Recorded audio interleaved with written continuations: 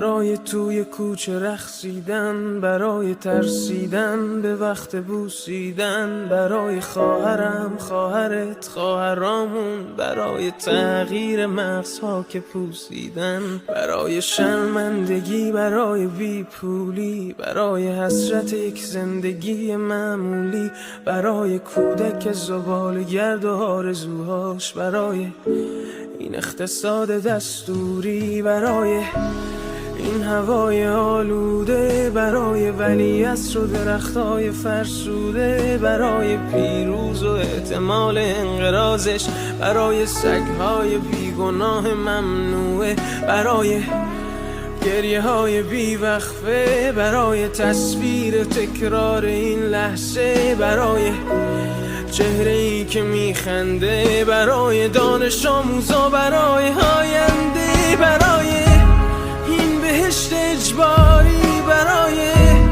نخبه های زندانی، برای کودکان افغانی، برای این همه برای غیر تکراری، برای این همه شعارهای تو خالی، برای آوار خونه های پوشالی، برای احساس آرامش، برای خورشید پس از شبای طولانی، برای قرصای اعصاب و بیخوابی، برای مرد میهن آبادی، برای دختری که آرزو داشت پسر بود، برای زن زندگی آزادی،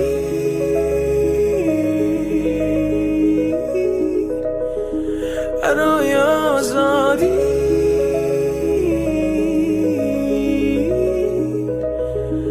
برای آزادی،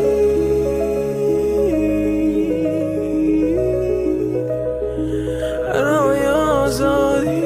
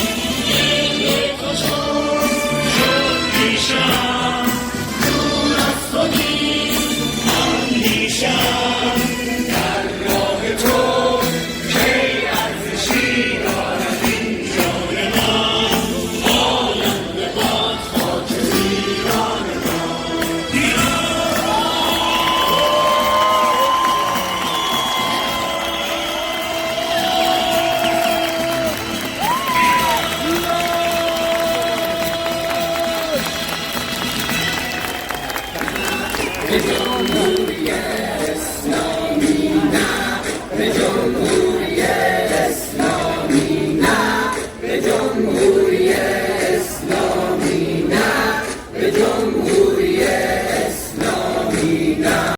جوانان ایران حضور پیدا کردیم و به امید پیروزی هرچه زودتر جوانانی که جانشون در کف دستشون در خیابانها هر شب و هر روز مورد اصابت گلوله‌های دژخیمان اسلامی قرار می‌گیرد پایانی دهیم. برای همین عزیزان خوش آمدید.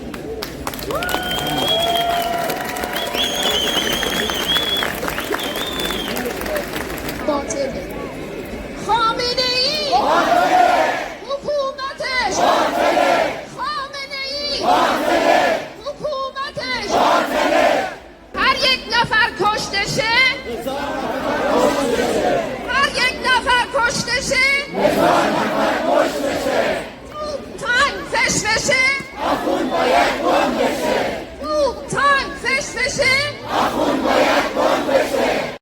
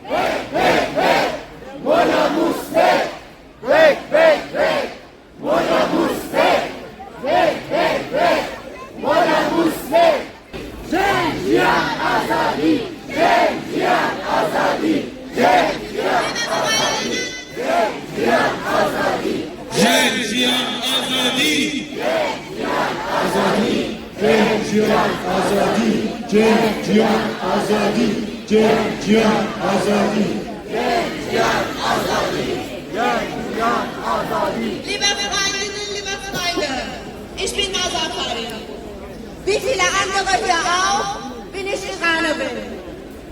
Aber auch wie Gina Mahsa Amini, die zudem auch Kurdin war. Ja, Iran ist ein Vielvölkerstaat. Und die Spaltung zwischen unseren Völkern, aber auch zwischen unseren verschiedenen gesellschaftlichen Schichten wurde von dem Regime immer als Waffe benutzt, um zu verhindern, dass sich das gesamte Land gegen das islamische Mullah-Regime vereint. Aber trotz aller Verschiedenheiten hatten wir es immer gemeint, gegen dieses Verbrecherregime vorzugehen. Heute hat das Regime seine Waffe verloren. Heute stellen wir alle Völker mit unseren unterschiedlichen Kulturen, Sprachen, Religionen zusammen und haben ein gemeinsames Ziel, nämlich das islamische Regime im Iran zu stürzen.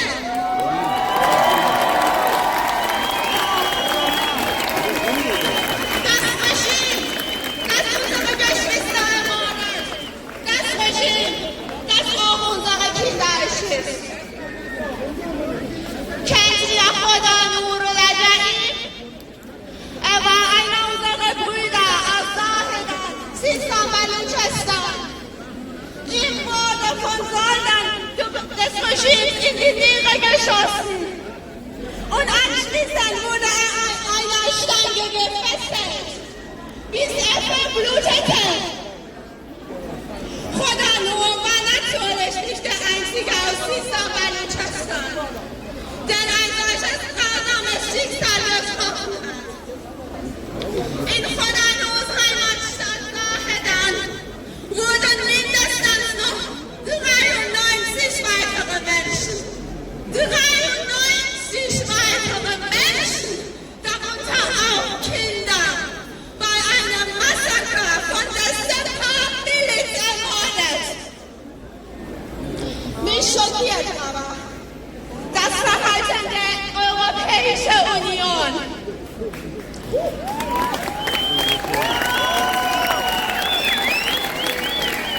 Daniel El-Khalifa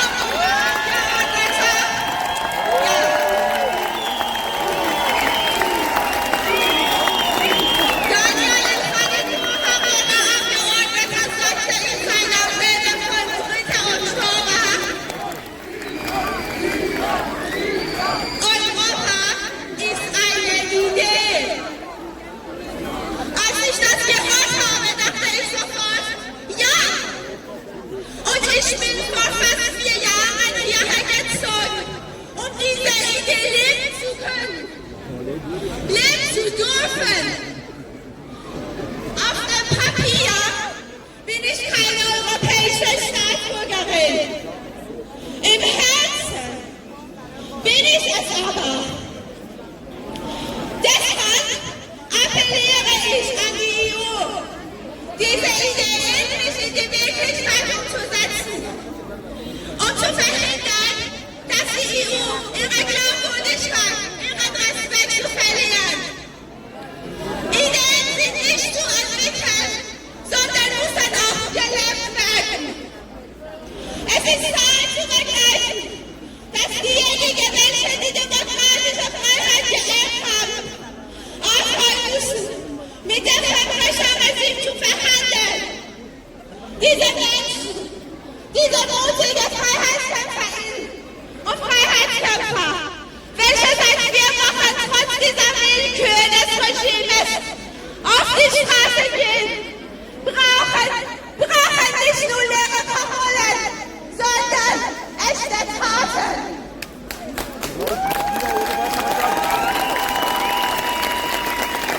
Und wenn ich das konkret sagen soll, es braucht jetzt Sanktionen gegen IRGC. Wir werden in unserer globalen Gesellschaft nicht ohne internationale Verbündete überleben. 85 Millionen Iranerinnen und Iraner können nicht nach Deutschland und die umliegenden EU-Länder kommen, um ein freies Leben zu haben. Das wollen sie aber auch gar nicht. Sie kämpfen mit leeren Händen auf den Straßen Irans, um ihr Land von dem islamischen Diktatorregime zu befreien. Dabei werden sie erschossen, festgenommen und gefoltert. Aber sie machen da noch weiter. Sie machen weiter, weil sie es nicht mehr aushalten können.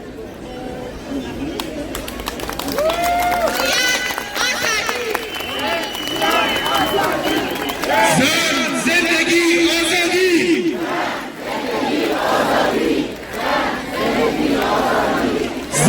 Zindagi Azadi! Frau Leben Freiheit! Frau Leben Freiheit! Hoch die internationale Solidarität! Hoch die internationale Solidarität! Hoch die internationale Solidarität! Hoch die internationale Solidarität! Hoch die internationale Solidarität! Hoch die internationale Solidarität! Weg, weg, weg! Terrorregime!